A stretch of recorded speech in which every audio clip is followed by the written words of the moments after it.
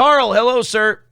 Hey, what's happening, Aaron? Oh, not too much. Just staying on way too long this morning because I wanted to talk to my good buddy Karl from Who Are These Podcasts. And hey, I was going to say, you're on like hour 7 right now. I feel bad for you. We're going to be we did this when, was it Gino or Bob Levy came on? We ended up booking a time with them that they could do. And we were like, well, I'm not going to cut the show off and then start up a new stream and then get that one going. We'll stay on through and then do it that way. Hey, you picked this time, not me. So don't put this on me here. Yeah, no, it was 100% I picked this time because I should have clarified. Yeah, when we did it with Gino, I was like, I think I kind of like that. We just get through everything that way. So for you, I just went, yeah, let's do the same time. All good, buddy. All good. We are booking your new ally in the Dabbler fight, and that is Stone Fury himself, Windy City Heat's own Perry Caravello. Nice. Yeah, and Tom, we booked him on the show, and I forgot that Perry's out in California. So I asked Tom, and Perry does not look like an early riser. And I asked Tom, I'm like, anyway, Perry could do 10:30 Central Time? And he's like, if you could push that an hour, it'd be all right. So I don't think we're going to be able to pull it off with Perry, but I don't know if you've ever seen Windy City Heat. It's one of my favorite comedies. It's so goddamn funny, and to have Perry on, I think will be a hoot. It was cool to see that he kind of got in on the Stuttering John stuff. Well, so I don't know what's going on with that. I think people are just pretending to be Stuttering John and fucking with him. Yeah. And, of course, he flies off the handle all the time. So I think that just kind of worked for him because I was a little confused about that myself. By the way, Windy City Heat is there any other movie like that's ever been made? No. Where it's just one person's getting pranked the whole time? I know, and it's just incredible. Like there's so many quotable moments. Like to this day, I'll still sit there like, why is the red bat even there? And like there's little moments where Perry becomes kind of conscious as to what's happening to him, and it goes away very, very quickly. I think honestly, the way that movie came together, like I think Don Barris is criminally underrated for being able to put something like that together. Well, it also plays into the thing, and I've been recognizing this more and more. People, if you're presented with something that you want to be true, you will believe it. Yeah. So this guy wants to believe he's a movie star so badly that he'll be like, all right, this is just a weird coincidence. Right. It's kind of like after we beat your Bills, I so badly wanted to believe that this wasn't the same old Vikings that I turned this week's game off at halftime.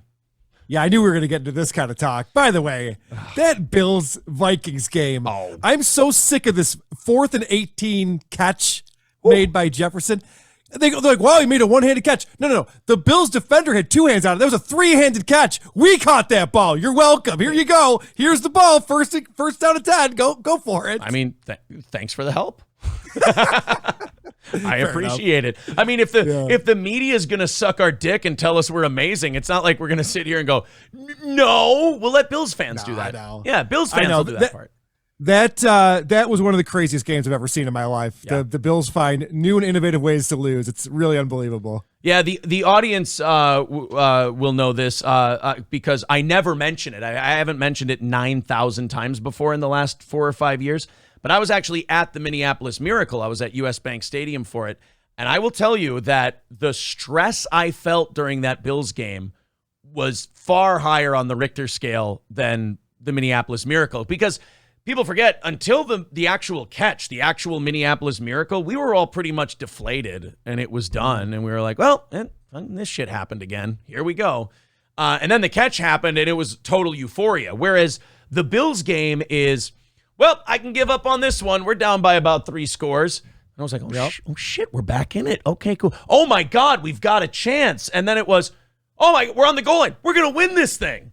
And then we don't get in at the goal line. Oh, shit, well, it's over. Fumble, touchdown. Holy shit, we won. Bills get a field goal. Fuck, here we go. Overtime. We're not going to make it. Then we get the ball. Oh, my God, we got the ball. We're down on the 2. Oh, a field goal. Oh, shit, Josh Allen can drive down. Like, it was just... And then the interception in the end zone, it was just too much emotion in that one. Yeah, I was talking to my buddy who was at the game. He was over last weekend to watch the Bills. And he was saying everyone in the stadium thought the Bills were going to lose that game as soon as Minnesota started coming back, I think, late in the third quarter. There was just this bad feeling. There was an ominous feel to how that game was going for the Bills. Dude, both of our franchises, like you and I started fighting about who the bigger loser franchise is over text. And finally I went, we're both 0-8 in Super Bowls. What are we fighting about? Exactly. We both suck and we both get depressed easily. But why? I know. People like to talk shit to me. I'm like, listen, I'm a Bills and a Sabres fan. I've never won anything in my life. What do you want from me? Like, how much shit talking do you? I'm a pretty loyal fan considering I had to watch 3 decades of the Bills suck. Yeah. And I'm still in there, hanging in there and watching it. So, but yeah, that was a crazy game against Dallas. Yeah. On Sunday. Wow. Let me tell you, it was the opposite of crazy. It started depressing. It stayed depressing. And, I am an ardent Kirk Cousins defender, and I was the first one to get on everybody and go, don't you dare say a word about Kirk. You can't throw the goddamn ball when Micah Parsons is in your lap every time you drop back. It was impossible to throw the ball. Well, then you got to change your game plan. This is what I get really annoyed with offensive coordinators is that they're just like, no, we're going to do 5-step drops. It doesn't. Our offensive line can't hold up. Doesn't matter. 5-step drop. Look for your third option and throw the. It's not working. Screen pass. Yeah. Do something else. Pitch it out. Bootleg. Like Dak and the Cowboys knew that we had Zadarius Smith and Danielle Hunter, and like he wasn't hanging on to the ball at all when they weren't running it. And it was like, right. I sometimes when the Vikings get the shit kicked out of them, it's just I'll watch other teams and go, we never do that. It's just like we never run things that way. Yeah, I do the same thing. The Bills for a long time had the worst offensive line in football, and they would never run a screen pass. And I'm watching every team they play against pick up 30, 40 yards at a time with screen passes. Why aren't we ever doing this? We don't have an offensive line. This is the play. Yeah, and then Anyway. as a fan, it makes you forget like the last time you were in a screen pass and you lost 4 yards, and you're like, oh, that's why. Okay. That's right. They can't execute. That's right. No. Oh, they have Tyreek Hill. Okay, that's why we don't do those passes. I get it now.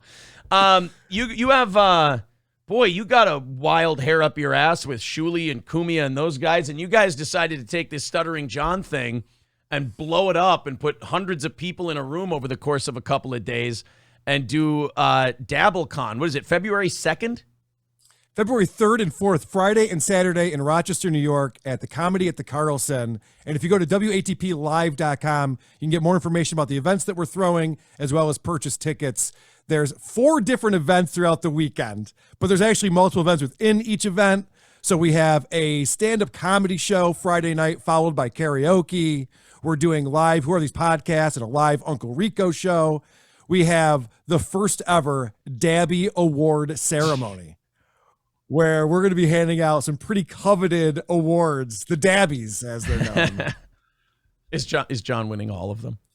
Yes, basically what it's going to be. Yeah, basically it's going to be like drunkest appearance, and then we'll have a bunch of video clips of John just being wasted on his show, or biggest drool, and just a bunch of video clips of John just drooling all over himself. Oh, so a different John can win each time. Like it could be like this John's competing against other Johns, though. Correct. Yeah. So we're going to have a lot of different fun categories like that. One of my favorite, though, that John won't win is most put off guest. What we've been noticing is like guests trying to get off his show as quickly as possible. They'll be 20 minutes in and be like, all right, well, John, thanks so much for having me. I just want to let you, no, you got to stay on. Like, he forces his guests to stay on for an hour. It's so funny. You know, it's funny to talk to like a Bob Levy who was around Stern for a long time and who obviously picked up a lot of stuff from working with Stern, like in broadcasting ability. And then to see someone like John who worked so close to Howard, and then to watch him he's like Opie. Like you put him in there by himself and he's like a babe in the woods. He doesn't know what the hell to do. And isn't that funny, Aaron? Because we've probably both had that scenario happen to us. We're like, oh shit, I got to fill some time now. Right. I'm not really prepared. And what do you do when that happens? You never show up unprepared again. You learn your lesson. Like that sucked. I'm going to have shit to talk about. If anything, I'm guilty of too much prep. I prep for my show because I want to make sure that we're going to have interesting things to talk about and we're not just filling time. John comes on his show over and over again, and if the guest is 5 minutes late, he's got nothing to talk about. He starts scrolling through his Twitter feed, looking for something to talk about. It's so embarrassing. Yeah, no matter what you think of Howard now, obviously, but he's the best to ever do it, and you sat there for over a decade with him, and like to not be able to watch him, because there were probably numerous times where Howard, a guest, didn't show up or they were late, and Howard would move on like nothing was missed, and just John, it's how you know he never took it seriously. Correct. Right. Yeah, actually, my buddy Drew Lane from the Drew and Mike show, he was getting in on the action a little bit, offering John money to take an IQ test against Anthony Cumia. And so John had to address Drew from the Drew and Mike show. He goes, I've never even heard of the Drew and Mike show. Meanwhile, they were the number one show in Detroit. When Howard entered that market in the 90s, Howard talked about him every day for weeks. Like, are you even paying attention to the show that you are on? You're the call screener of? Yeah. To say that you don't know who they are is actually more of an indictment on you, that you're not even paying attention on the show, because Howard knows who the fucking Drew and Mike show is. So you guys are doing it. Shuli's doing it. Anthony's doing it. I think that's so cool because like Uncle Rico and Who Are These Podcasts, like Who Are These Podcasts is like the original. It's the one that got the ball rolling on everything. And then Uncle Rico kind of occupies that space of like guys who knew John personally and like have these personal interactions. And like when you watch Chad, he'll like try the divide and conquer thing with Uncle Rico and Who Are These Podcasts and me and Gino and all this other stuff. So to watch you guys kind of come together and deal him out is, I don't know, I thought that was kind of cool. Oh, Chad is such a piece of shit. This whole thing where, I swear to God, I was checking out his show the other day for my show. I was pulling clips on it. He said that he didn't care about us goofing on him at least 62 times in one episode. Now, I ask you, Aaron, if there's something you don't care about, how often do you talk about it on your show? Something you don't care about. Hey, in defense of Chad Zumock, that 62 is down from 84 the previous episode. So he's getting better. He's getting better. Exactly. I love it. I love that we've gotten together. Obviously, as soon as Shuli left Howard Stern, his first ever Shuli Show podcast, he mentioned, I just want to be a big enough show that Who Are These Podcasts rips on me or something like that. And I was like, oh, Shuli's aware of my show. So I reached out to him. We got him on the show. He did not want to talk about John. And I understood. Anyone who has a personal relationship with people, I always ask them ahead of time, are you cool if we talk about Opie or John or whatever it is? And Shuli was just like, no, I'm not going to go there. I'm taking the high road. John's done a lot of bullshit. I don't even want to get engaged in that. Right. So Shuli wanted to take the high road and not address stuttering John.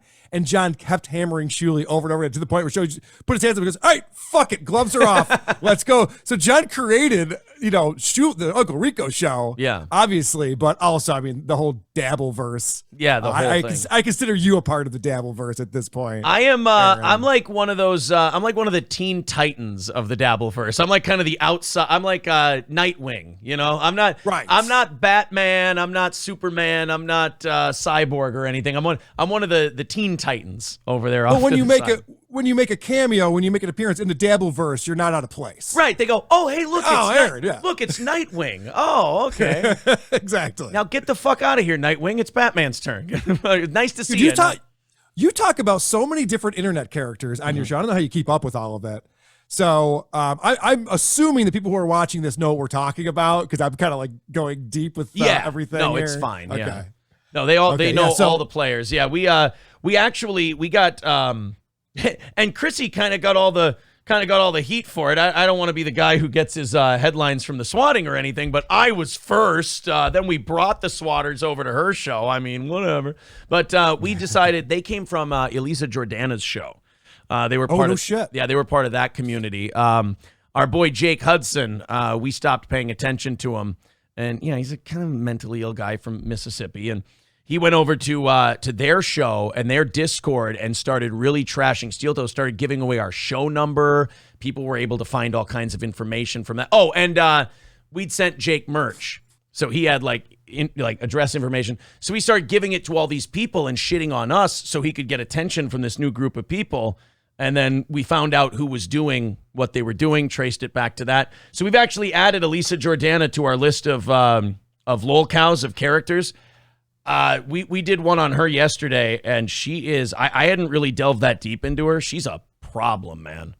Really? So I've had Elisa on my show, and she actually goes on Drew and Mike quite a bit. So I consider her a friend of the show, but I'm not really paying that much attention to Kermit and Friends. So what's going on? I hadn't either. Like, this wasn't until, like, if it weren't for the swatting, I would have thought, oh, she's like that person dated Benji for a while or whatever it was. Right. But then, like, Turkey Tom had put something out there about Andy Dick, and then he spent some time on her, and that got me deep diving into that. And it's like, Like the way she used Andy Dick and then passed him off to this IRL streamer who kept him full of booze and weed and then kept all the donation money. And well, hold on a second. No. You're making it seem like Elisa has control over Andy Dick. Andy Dick's going to do what Andy Dick's going to do. And that guy is out of control. I agree with you. And Andy's a fucking mess. And it's not like if she hadn't done what she did, Andy was going to get better. Right. But she certainly didn't put him in a better place. And when she had him on and told him to go to this guy, she wasn't helping him. Like this was definitely not an I'm helping thing. And look, I'm also not one of those people. If you've had her on and she was very nice to you, you should absolutely be nice to her back. It's absolutely personal with me because of what happened with us. I don't expect anyone to ever like share my beefs. I don't. Yeah, but was Elisa responsible for you getting swatted? Not no, at all, right? she's not. No, she's not directly responsible for being swatted. But when you watch her show and you watch the way she like the kind of people that she puts on there, you don't talk to people like that the way you talk to normal people. You know, they tend to take things differently. To put it that way, these are not you and I type people. These are people who are clearly, they've got maybe some mental issues and things like that. I mean, by her own admission, her own fans have like found out her address and stalked her and shit like that. And, you know, just again, what I've been looking into, the enabling, the kind of people that she uses for content. I don't know. My personal rule is like a Chad. I have no problem, you know, making fun of someone like Chad or someone like that. But if there's someone who clearly is not all there, that's where I kind of tap out and I go, okay, now I'm just kind of using weirdos for content, and that's a little iffy. Two thoughts on that. I think one of them is everyone saw the way Howard Stern built his whack pack out. Yeah. And a lot of people try to emulate that, and they can't pull it off. It's a very difficult thing to do. And even Howard lost control of those guys from time to time. Right. And bad shit happened as a result of that. So, but the one thing I'm wary of, and I would just caution you, is to say that people who enjoy a certain person's show, that show is responsible for their behavior, because you know and I know that we have no control over people who enjoy our shows. People are going to do some crazy ass shit that I do not condone. I can say 80 times, don't fuck with people in real life, and still people will come back to me like, this is all Karl's fault because he's making fun of Chad. It's like, no, I told everyone not to fuck with them. I don't know what to tell you. Yeah, that's why I'm saying she is not in any way responsible for the swatting that happened to us. But, you know, I come from radio, and I'm one of those guys where if I draw it back to you, like I got to get my pound of flesh too. Like I got to get mine back, and that's what we did last night. And I don't know, there's not a lot of depth there, so I don't think it's going to be a continuing thing. But like my thing when I was on radio too was I always said I said if you step on my toe, I'm going to nuke a village. Like I don't want to be a guy where people think they can come in and like do shit like that. I want there to be a cost attached to something like that. But again, it's swatting is totally fucked up. The fact that anyone, I can't believe that that's a thing now that people are doing, because aren't there consequences to that? I mean, is this guy going to get in some trouble for this? I have to be this is fun. I get to do this now. By instruction of the authorities, I have to be careful that I don't get too specific. The wheels of justice move slowly, and some certain things have to come back to the authorities, and then they can do whatever. Fuck, I'm terrible at this. But anyway, long answer short, the guy's fucked. Big time. Because, I mean, when the example out of this person. So he tried to use multiple numbers, but one of them, they were clearly able to trace it back to the person. Like, it wasn't even difficult. It was actually one of our listeners who found out who it was, sent it to the police, and the police went, yep, that checks out. We just called that police department. And when they called the police department in that jurisdiction, our police didn't even finish that guy's last name, and the police finished it for him. They're like, yeah, we're aware of this guy. He's a problem. He's a problem. Yeah, okay. Exactly. So, yeah, but yeah, you mentioned that we have all these people we follow now, and I just wanted to let you know about the last one. I didn't know you had her on. Again, I don't want anyone to share in anything I have, because Lord knows I can fly off the handle from time to time. Aaron, the a number of shows that you and I both critique and review on a regular basis, there's going to be times when I'm saying shit about someone that you like and vice versa. It's fine. It's absolutely all good. Well, I treat life like a roast. I honestly, I don't take anything that seriously. I really don't care when people like Ethan and Ralph try to get into real beefs with me and tell me he knows where I live. I'm like, what are you talking about? We're on the internet making jokes. What do you mean? Who cares? Who gives a shit? I'm jealous because I'd like to spend a little more time on Ethan, but like, it's so much harder to find stuff on him. Maybe you've got some source material, but it's a little harder because he's not on YouTube. So I got to dig a little deeper, and I'm lazy. But there's other video platforms than YouTube. I know, and I'll get That's the only one you know about. I started a Rumble account. I just have to figure out how to set the whole thing up. I'll get there. It's fine. It's fine. No, the reason we started branching out into so many different people, though, is because like you and Shuli, like you had the John shit covered.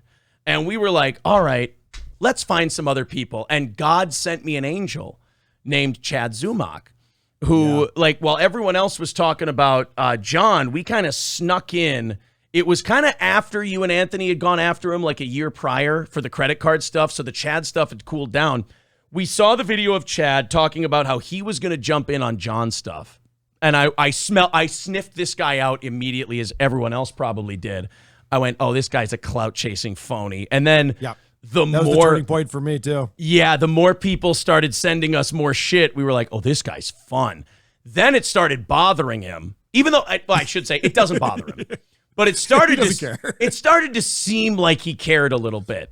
And then we were like, and you know this feeling doing the kind of show you do. That's the moment where you feel your teeth sink in, and you're like, oh, I don't have to let go now. This is great.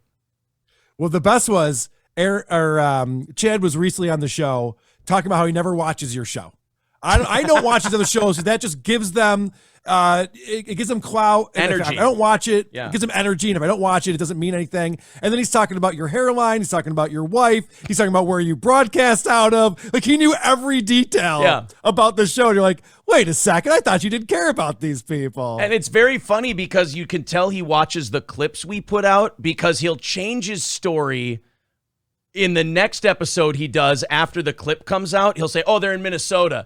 And we called him out for that. The very next show he did, he goes, I think they're in North Dakota or something like one that. Of those places. Like North Dakota. His name's like Andy or Aaron or something. I always love the hesitancy that he has when it's time to mention Steel Toe. Because he's been beefing with you long enough where he goes, and Gino and Karl and Chrissy and Frank and Steel Toe, and it's like, come on, add us to the list. Come on, fuck me. You know it's there. He's not clever enough to play the game he's playing, but God bless him for our sake. He's an angel. For our sake, he keeps playing the game, and it keeps. I still haven't gotten through the latest Misery Loves Company, but I'm excited to listen to it. Yeah, I don't really pay attention to his podcast that much because it's so boring. He's just not an entertaining guy. He's not funny. Like he wants to come at us, but he's doing it the wrong way because he's just angry. That was the thing. I had him on my show. He was a guest on my show, and he wanted to go after this dude, Maxwell, who used to go up against in Cleveland when they both had radio shows. So he goes, Karl, I want to come on and be a guest. Let's do this show. I'm like, great. We're doing Jocktober. So we're focusing on radio hosts. Come on and we'll do it. And he wasn't funny at all. He was just angry. He was just pissed off. Like he doesn't treat anything like a roast.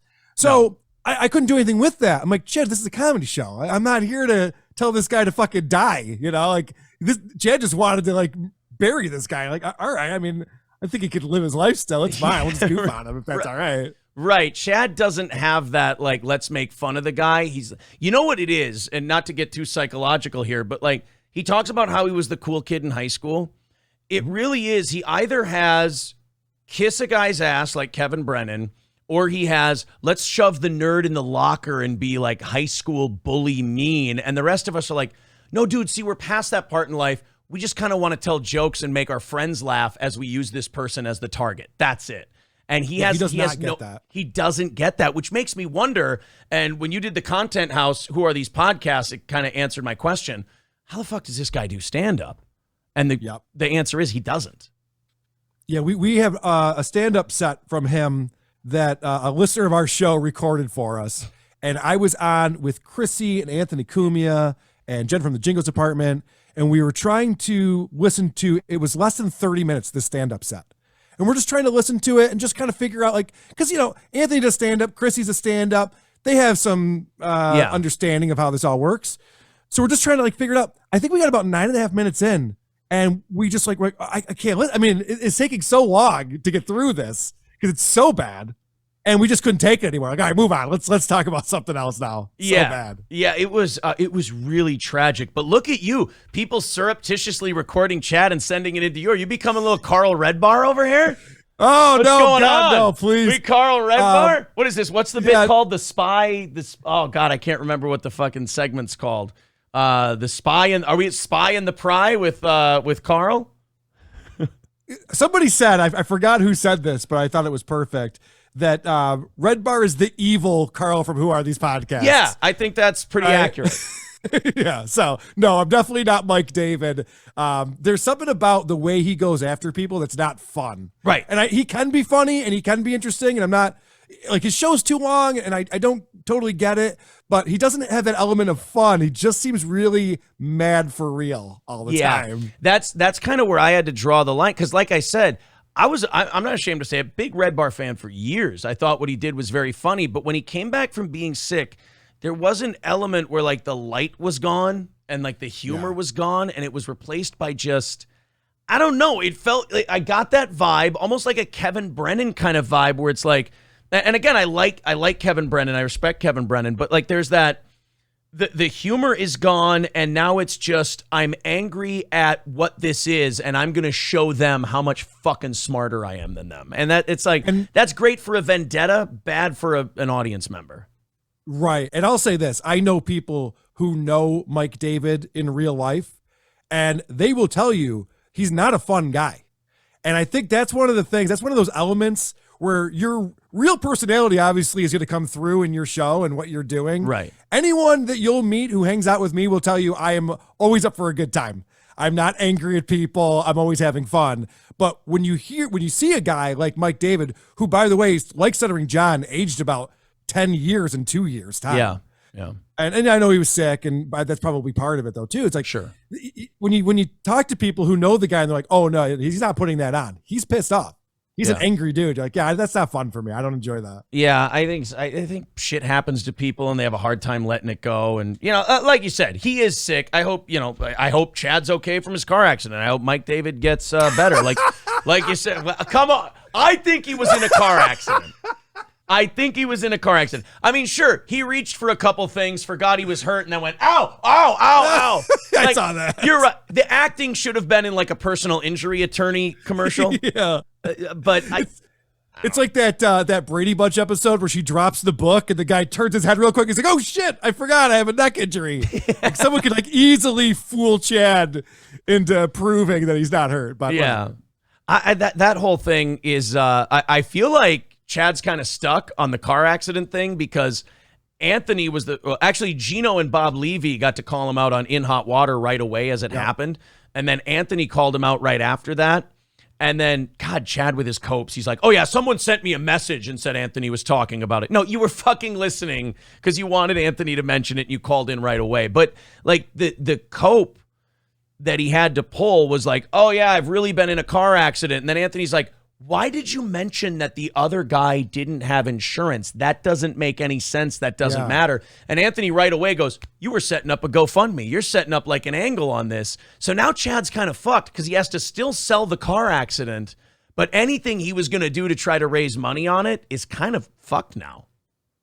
Yeah, I think people are catching on to this guy's many grifts in life. We're all catching on.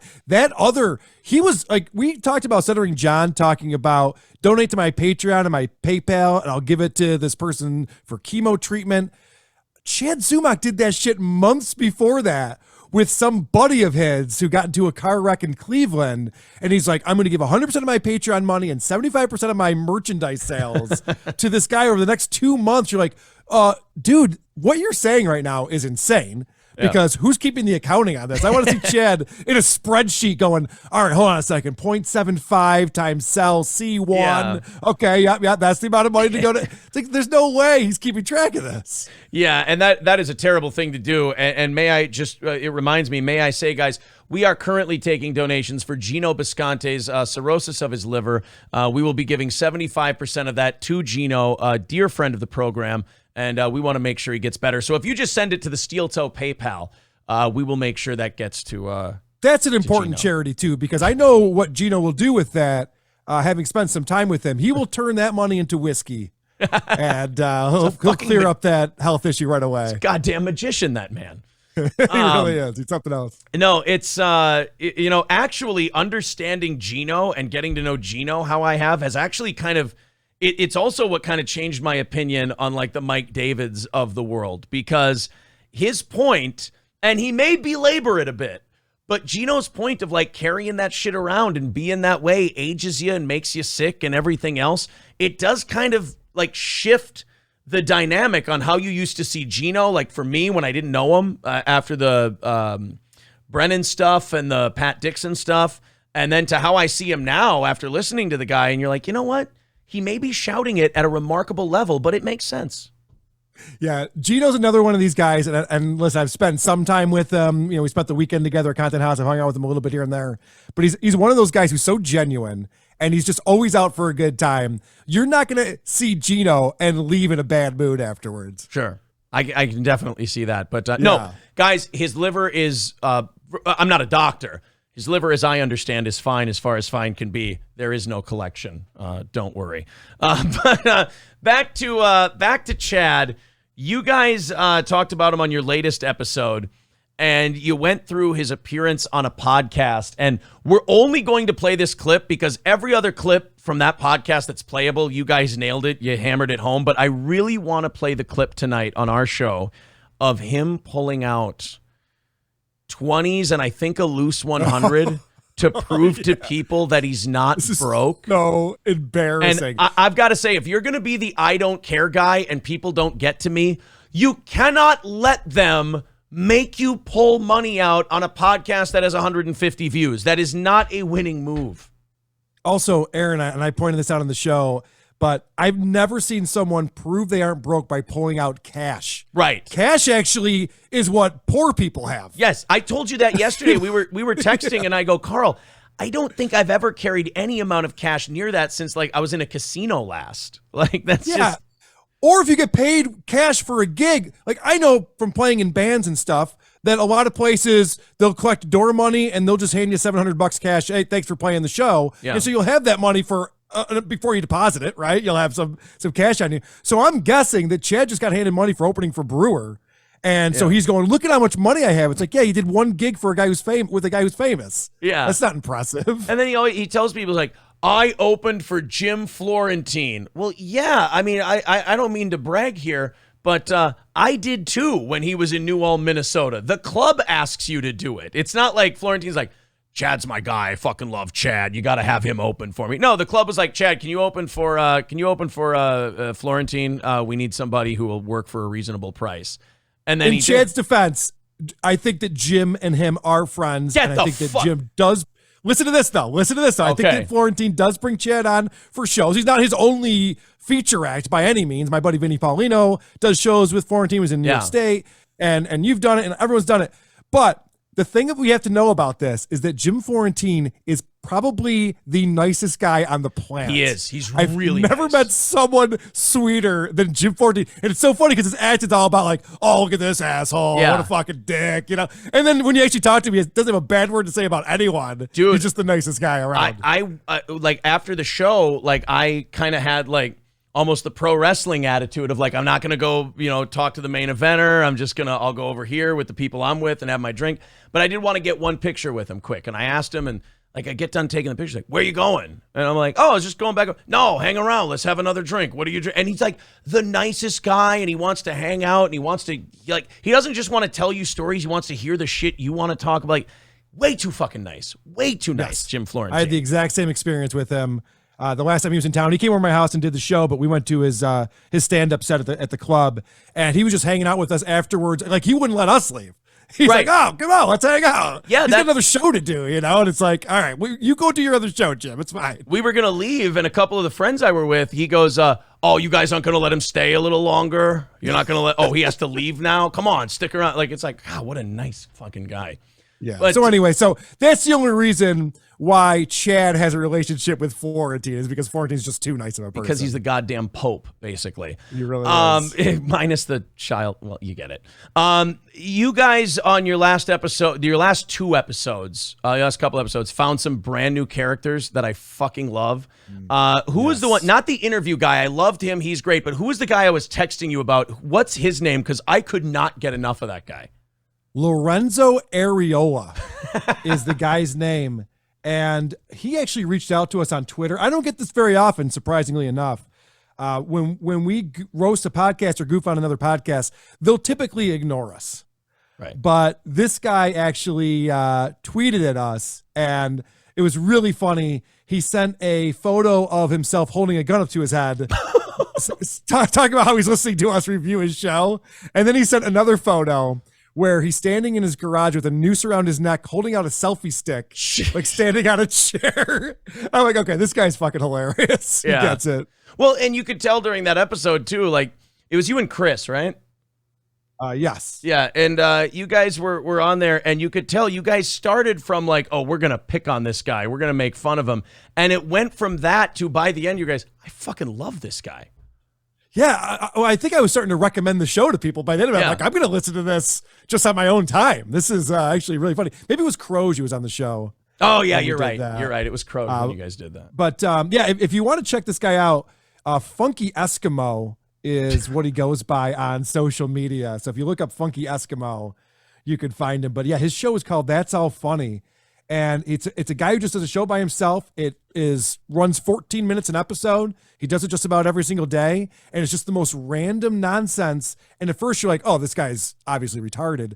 And then after you listen to like 3 or 4 episodes, you're like, this might be brilliant. This guy might be a genius. Yeah, like he's talking about, was it a cousin? Like, yeah. And he's talking about his cousin, and not to give too much away, go watch the Who Are These Podcast episode and go watch Lorenzo. But yeah, he's like, and we had this will they, won't they period. And it's like, bro, that's your fucking cousin. You're not supposed to have. I did another episode on him with my buddy Dick Masterson, where I found an entire episode of Lorenzo's dedicated to his cousin, talking about how they used to work together and he had a huge crush on her and they would hang out after work and watch movies till late at night. And I'm like, this guy is just, and I don't think he's lying. I think that it seems very sincere to me. I have a pretty good bullshit detector. Yeah. Seemed very sincere. I liked that guy. And then the interview guy, though, from your last episode. And, oh, by the way, Who Are These Podcasts on Patreon? Who Are These Podcasts on YouTube? Go subscribe to all of it. Again, if you do it for the whole year, get a nice little reduction on your. Well, I don't expect people to pay for it right out of the gate. We do 2 shows a week. You can get it anywhere you get podcasts. Who Are These Podcasts? And then once you get addicted to it, you want more, and you give us some money, you get some more content. Do it for the whole year, you cheap fucks. No. So or that. Yeah, the interview guy, though, like, he legitimately creeped me out. That guy, he looked like he was like from a different place in time. Like he's interviewing people in 2022, but he's in 1987 somehow. Like that guy. So if you ever watch Between Two Ferns, the Zach Galifianakis show, it seems like so over the top, the character that Zach is playing, where he's doing this interview show. It seems like a public access style show, and he's out of it and he's bad at it. This guy, Harrison Young, he's not exaggerating enough. This guy, Harrison Young, is the real deal. He's still doing public access TV shows right now in 2022. He just put one out last week. And it is this interview style show, and he is the worst at interviewing. He always asks 6 questions before he lets the other person talk, which is not a good way to interview people. No, but he's great. He's and then that guy he had on who's like been an extra in movies. Like that's all he's been, is just an extra. Well, he claimed, no, this guy was insane. He called in from a public library. So, zoomed in. So he's on a video thing, but he's obviously in a public library using whatever computer he could rent out for that time. And he's whispering. And he's claiming to be a Kardashian. He's claiming he's part of the Kardashian family. And at first he says that he's Chris's son. So, okay, so Kris Jenner. So then he says that Khloe is his wife, but Khloe would be your sister then. So how does that work? And this guy, Harrison Young, the guy that is interviewing him, doesn't ask a follow-up, doesn't pick up on this at all, just goes along with it. Like, oh, cool, I love that family. Oh, Chloe's great. She's hot. That's awesome. Good for you. Like, what the fuck? That's what I love about like YouTube and like everybody like streaming being so cheap and accessible to everyone now is you get these people, and I guess this is kind of the basis of your guys' show, but like you just get these people where you watch it and you go, how fucking dare you? But thank God you did, you know? Yeah, I know. And to think the balls it takes to do a show and to think you're good enough to do a show. And some people just don't have that kind of filter, I guess. Yeah. Because I would be concerned if I made myself look like an ass on the internet. Right. But thank God there's a lot of people who don't give a fuck. Yeah. I have no problem with that whatsoever. Oh my God. I'm glad that you and Lorenzo made fast friends, because that's gonna be that could be a fun guy. I mean, shit. How many people have gone from topic to guest? Has it ever happened? A lot of them, actually. Okay. So a lot of the people, like the Dick Show, we reviewed that show before we were ever connected with them. Now I'm pretty good friends with Dick, and we do crossover episodes all the time. But there's been a bunch. The official podcast with Kaya, Who's Right with Doug, Good Times, Great Movies is another Doug that comes on the show all the time. We've actually had a pretty big number of guys who we first goofed on, and they understood that it's a roast, got the joke, and then we've collaborated since then. And then you get guys like Chad and Stuttering John, and don't take it well. No. And then it gets worse and worse and worse from there. I would love to see Lorenzo carry an episode. I would love to see if he could do it. That's interesting because, people were saying we should get him on my other show, The Creep Off, because he's got this really sick sense of humor, and The Creep Off is this true crime show where we kind of laugh about horrific things. True. But, it's one of those things, Aaron, and Shuli does this, which I don't totally agree with. Shuli will bring on the people that we're all pointing and laughing at, and then bring them on as an equal onto the show, like he did with Tom Myers. And it's like, you're not understanding how this works. You don't have High Pitch Eric in there to crack wise at Robin's News. Right. Right. So I don't know if I want to have Lorenzo be a part of the show in that way. We'll see. We'll see how you got to listen to a little more Lorenzo. You got to. Yeah. You're right. Yeah, maybe you shouldn't have a guy who's pointing guns at his own head and putting news. You know what? You're right. This is kind of one of those. Go back to the Elisa Jordana thing. Yeah, this reminds me of my time in radio where I would be like, we're going to fucking do this. And like, even though the bosses were always wrong about shit, once in a while they'd do one where they'd go, how about we just slow down on this? And I go, not a bad idea. Sleep on it. Not a bad idea. Sleep on that one. Oh, man. So, so Chad, you got John, you got all these new people you're adding in. Who are these podcasts really seems to have been hitting its stride the last couple of years here, because you get the best of both worlds. You get to bring on the new ones, and you always get to check on the old ones. So you guys, it kind of feels like you found that perfect balance. Yeah, people were... I saw a lot of people saying, well, when Stuttering John goes away, what are you guys going to do? And a lot of people only know us through our YouTube page, and a lot of our YouTube content is focused on Stuttering John. But it's actually been great. So John stopped podcasting in November, so he hasn't put out a new episode in a few weeks now. And I was kind of ready to take a break from John anyway. I was getting a little bit burnt out on it. Yeah. It's kind of the same thing over and over again. So it's been great, and I've seen a lot of feedback from people saying, this is excellent. We're not so focused on John now. We can go in and we can hit a lot of different other topics. I've gotten back into Opie again and Patrick Michael, and we're finding these other podcasters, and I'm sure will be recurring bits on the show. Yeah. So, the show format has always been one that I don't necessarily need one Chad Zumock to be fucking up or one Stuttering John to be fucking up in order to do a show. And it's actually worked out well for us, especially Chad. And this recent run that Chad is on, embarrassing himself, couldn't have come at a better time. Yeah. And we're doing that, the DabbleCon, February 3rd and 4th in Rochester, WATPlive.com for tickets. And that is really focused on Stuttering John. We think he's going to be back in January. He says he will. Yeah. So that would be great because that'll breathe new life into everything Uncle Rico's doing and some of the stuff that we're doing. But quite frankly, when we do WATP Live at DabbleCon, I don't even care what the subject is. I don't care if it's Chad or Stuttering John. Whatever is happening at that time, that's what we'll do because it's always fun. It's just a great format. You kind of have the same attitude towards, laughing at these kind of people that I do. Is I'm always looking for new ones because I know how quickly these people can become stale and repetitive. Like I thought Chicky McNugs, Tony Michaels, Albert Sosnowski, Albert Sosnowski's a boxer. He's Michael Sosnowski. Yes. I thought that he would be a gold mine forever. And to be honest, he's petered out because he just reads like liberal talking points from the back of a menu and just yells and shouts and says, fuck him. So we kind of fell out of favor with him. And we're like, oh, well, there's this other guy over here. Like you said, you get too stuck on one guy. You don't realize how quickly these people get, quite frankly, boring. And well, I think Chad's still got a lot of gas in the tank just because of his penchant for rage and anger.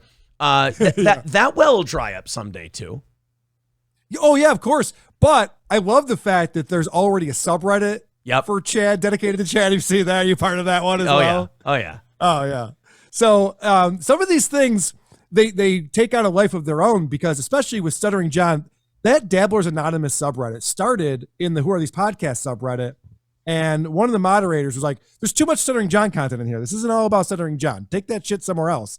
So they're like, fine, we'll start up Dabblers Anonymous. I think Dabblers Anonymous might have more people in their subreddit than we have in ours now. That's how big Stuttering John has gotten. And there's so much content in there and so much going on. So when people discover a guy like a Chad Zumock and they go back into the archives and they see some of the stuff that he's done and the antics, and they start building content out around that, it kind of takes on a life of its own, and it makes it a lot of fun. So guys like you and I don't have to sit there and, go through every single second of every old episode and find stuff. It helps a lot. Although, like, I've created a monster in April, and she's just become a disgusting glutton for punishment in, like, watching all of Chad's stuff and she'll be texting me if I'm out somewhere, and she'll go, oh my God, he's so fucking terrible in this one. It's so good. I'm listening to the whole thing. And I'll be like, oh no, what have I done? Like, this person has become corrupted. So she's almost doing my Chad research for me, because like, she was in his live stream.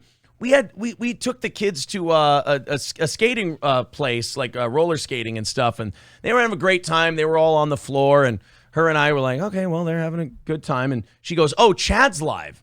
And she starts watching a little bit of it, and we're like, okay, you watch Chad right now, I'll watch the kids. And then we're kind of switching off back and forth. She's in his fucking chat, like, writing shit to him. Like, that's hilarious. She's diving right in. And then she's got people tricked. Like, the people in the chat are like, Chad, you idiot, that's not the real April from Steel Toe.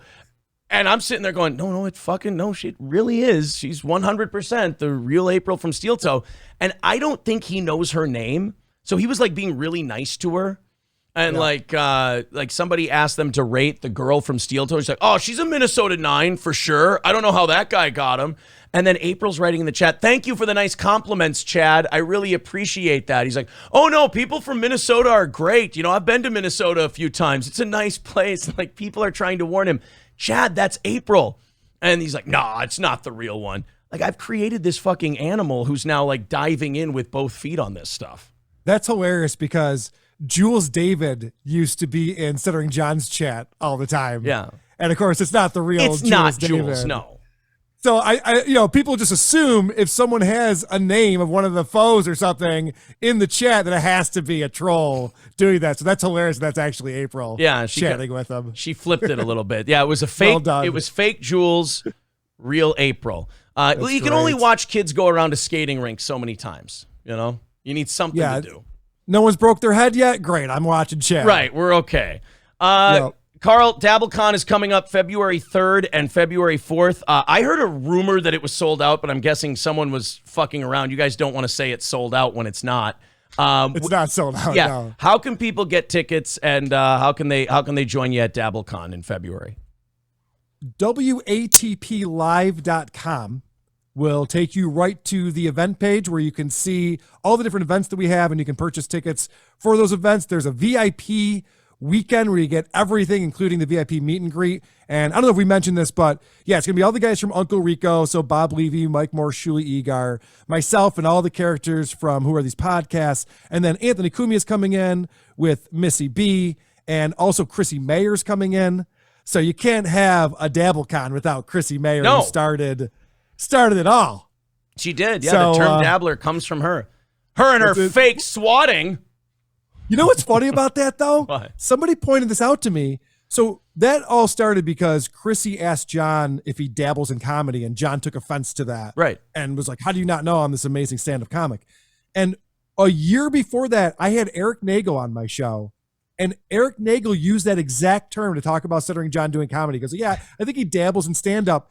And meanwhile, of course, poor Eric, Poor E-Rock, E-Rock. and never God get any damn it. credit for anything. Like, he was way out in front of that shit long before the Chrissy says it, and now it's a whole fucking movement on the internet. Fuck it. That is such an E-Rock thing to have happen to him.